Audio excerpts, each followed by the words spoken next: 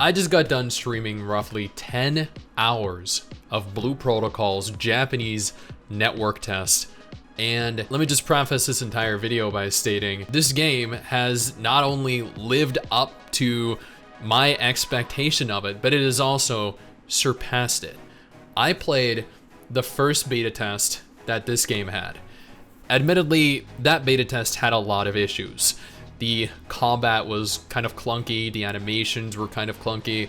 There was a stamina system present for your mount where you could only use it for a number of seconds. The stamina would deplete and then you couldn't use your mount anymore. There were so many aspects of the game that needed vastly improved. And after having spent 10 hours roughly in it today, I can say that a lot of the issues that I saw were present during that first beta test are no longer there. Now, if you don't already, I do and will be streaming this over on Twitch in roughly about an hour or so from when this video goes live. And I am hoping to get to content that most people haven't gotten to, that most content creators haven't gotten to, that I personally haven't gotten to. After 10 hours, I pushed further than I did over the 3 days that I spent in it the first beta test. Now, Blue Protocol isn't your typical, your traditional MMO. Typically, MMOs are very linear, or then in cases of Black Desert, they're very open and freeing, but Blue Protocol, it provides a sense of being linear, but also at the same time gives you a level of freedom that you don't typically possess. And let me elaborate on this a little bit. So as an example here, the class system. Typically in MMOs, you have a class. That class is specific to your character. You learn your abilities. You, in rare instances, have a talent tree. In Blue Protocol, I decided to play mage. As a mage, I am limited to 4 different abilities. I have 2 Imagine. The Imagine are creatures that you can equip that essentially function like additional abilities or gear, since they provide you statistical benefits, and you capture them and you craft them and equip them in game. So I am limited to 4 abilities, 2 additional abilities that you can equip. You learn a set number of abilities, and then you have an entire talent tree. Now I opted to utilize the fire elemental tree. There are a number of different elemental affinities that the mage has. You can opt for fire, you can opt for ice, you can opt for lightning. Now I didn't play a lightning build, I didn't play an ice build. I felt like the ice was inferior to fire in terms of damage and in terms of AoE potential. I prefer grouping hordes of enemies together and then AoEing them. That's just how I like to play my games. Now, fire allowed for me to do that. Fire gave me single target, gave me dot damage, and also gave me AoE pressure that I feel like the other elements just didn't. And I feel like being presented with the ability to play a class a certain way or a number of ways creates a degree of freedom that you don't typically find in MMOs. As an example, in Final Fantasy XIV, you play a black mage, and every black mage is going to play the same way. You'll have the exact same rotation. You have the same buffs. In Blue Protocol, that's not the case. You can choose 4 abilities out of 20, out of 30. So you're very limited in what you can do. You're very limited in your utility. If you choose to focus on AoE, you're not going to be able to single target. If you focus on single target, you're not going to be able to AoE. If you focus on a more of a control build, you're not going to be able to really deal much damage, but you're going to be able to CC enemies. You can focus on more of a support build and be of a larger support to your group, but not necessarily controlling enemies or dealing direct damage to them. So the game provides you these unique freedoms that a lot of other MMOs don't. And there are MMOs that do. I'm not saying there aren't MMOs that don't already do that. I'm saying typically of the MMOs that I have played, that is not a common recurring theme. Now, the game is definitely linear. There is a linear path where you move from point A to point B to point C, back to point A to complete what you set out to complete. And this is a repetitious cycle, but that's typically what MMOs are. So you have a sense of linear progression. And you also have that sense of freedom with regards to your class. But the world itself also has a level of freedom in so that there are quest objectives that you're forced to do to progress with the main story or to progress with the side content in the game. Then there is the looting of all the shiny objects that are around, and there are a surplus of them, trust me. There are gems, there are plants, herbs, or there are various different categories. And the whole looting of all of the items is something you're going to be doing a lot of, trust me, because okay, let me kind of veer off here into adventure rank, because I feel like this is integral to pretty much the rest of my thoughts on the game.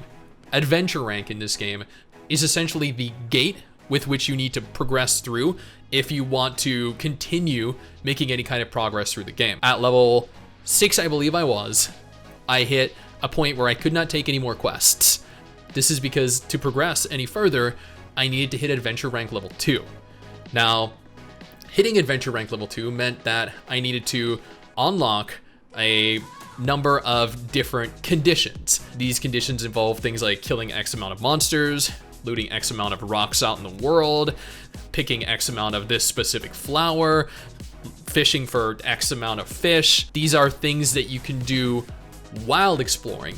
These are things that you can do while doing other quests, while killing other monsters, while fighting monsters in dungeons. Like, these are things that you're going to need to fit into your everyday activities if you want to progress. And this is a 100% requirement. You cannot ignore your adventure rank, otherwise you won't learn new abilities, you won't unlock new story, you won't be capable of unlocking additional dungeons.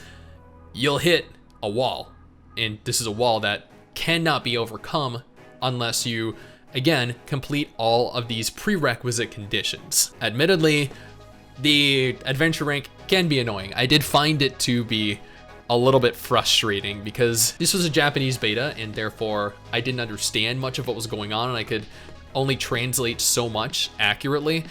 So I was often left just kind of running around hoping what I'm looting is what I needed to loot to unlock and further progress through all of the conditions that were necessary to unlock the adventure rank level 2. But backtracking a little bit, the game, linear, while also offering a degree of freedom. Now, as I played the original beta, I noted at the beginning that there were a lot of issues that needed fixed, that needed remedied, because it dragged the game down and really made it feel cheap. That is not the case with this beta test. This beta test had a lot of revamped features, a lot of revamped functions, mechanics, content, and made for a very enjoyable experience. There's a lot of depth to this game. There's more depth to this game than I feel is typically present in other MMOs. There is the option to play any class you want to on a single character, and I know Eden Eternal did this, I know Final Fantasy XIV did this, but it's not something typically MMOs allow for, so you can level all the classes on one single character. There's the Imagine system, where you craft Imagine, which are creatures that you can equip, use in battle to provide you additional abilities. Like as a mage, I equipped one that could heal me and heal other players that weren't even in my party out in the field, which gave me additional survivability, additional utility in a group environment. You could also equip those purely for a statistical advantage, because they give you an item level like advantage. To enter dungeons, you are required to have a certain item level, and that can be boosted by equipping Imagine. So they function similarly to gear, while also providing a skill. So they fill a multitude of different roles. And then there are combat Imagine that you can use. So again, they fill a lot of roles. There are a lot of life skills, fishing. There is a very large focus on crafting. Gear is only obtained through crafting. You need to go out, you need to farm items to craft your gear. And if you're not a crafter like I am, I hate crafting. It's going to be a bit of a nuisance to do, but at the same time, like you're not going to obtain gear necessarily from boss drops or world boss drops or dungeon boss drops. So I guess it it is attempting to separate itself from that whole gear, the whole necessity behind farming repetitiously for gear and then being disappointed when you don't obtain it. Because there's nothing worse than trying to attempt to get this piece of gear from a very highly ranked competitive dungeon or raid, farming it for a month, 2 months, not getting the single piece you need, seeing everyone else get all the different gear that they wanted. The alternative here is that you enter these dungeons, you enter these raids, and you get materials. These materials are then used to craft gear that you wouldn't otherwise get, or that you're not going to get. So there's never a point where you're not receiving something beneficial for you or for your future gear. Thus, there's always a purpose behind what you're running, and you never feel disappointed necessarily in what you get. Unless, you know, you only need like one item left, and for whatever reason you're not obtaining it. But I feel like that should be a rare case given the amount of material, the amount of resources you get during and even after completing each dungeon. The world itself, absolutely beautiful.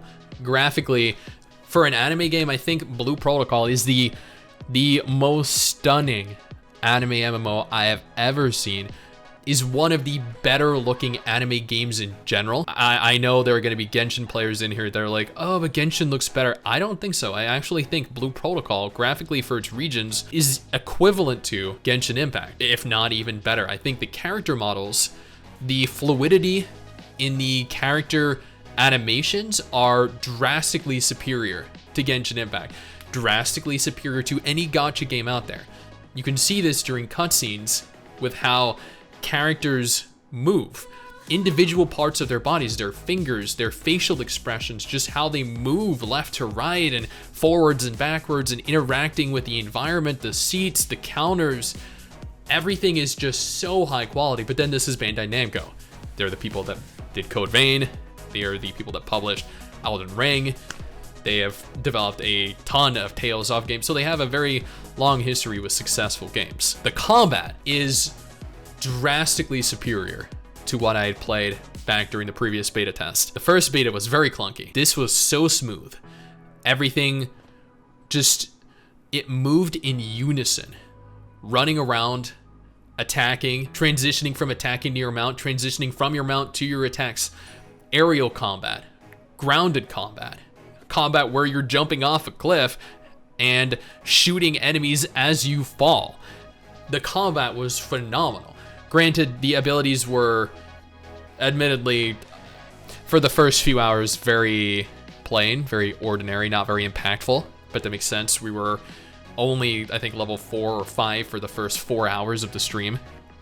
We are also limited to a max level of 20, I believe, for this test phase, so we're not going to be able to see what abilities we get at level 30 or 40, whatever they end up making the cap ultimately end up. But the combat was absolutely phenomenal. It blew my expectations out of the water, having played it originally. I feel like for the first 10 hours of playing an MMO, and I played this in Japanese, so I spent a solid like hour and a half trying to translate everything on screen. But my first 10 hours spent in Blue Protocol, this new version of it, this finalized version of it, were better than I thought they were going to be. My impressions were so far above. I did not anticipate to have as much fun as I did. Now, I'm not saying it will continue to be as fun. I'm not saying it won't grow to be even more fun as I continue to unlock new features, like additional dungeons, like the raids I did, the dungeons of which were actually a lot of fun. There were interesting mechanics in the dungeons that I could utilize to deal additional damage to monsters, additional damage to bosses, but I don't want to delve too deeply into this on day one because my opinion of certain features and certain aspects of the game are likely going to change as I progress through it on day 2 and spend 20 hours in the game. They're likely going to change as I progress through on day 3 and cover 30 hours of the game. So my opinion thus far, after 10 hours of network test, beta test on day 1, is that if the game launches in this state, it is going to be a monumental success. It is going to cater to anime fans 100%, but beyond that, this game feels so smooth, feels so high quality. I can't wait for all of you to get to test this out because This, again, exceeded my expectation.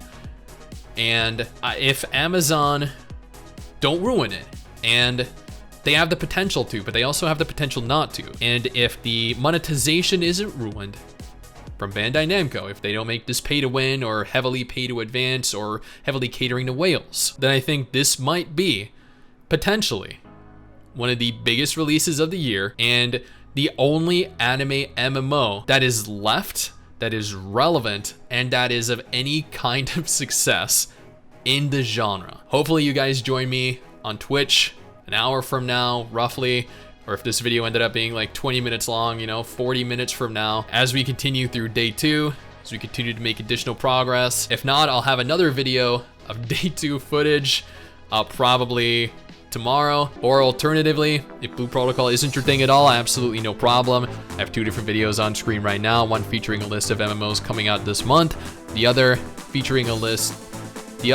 an MMO launching later this year that I definitely think you need to take a look at.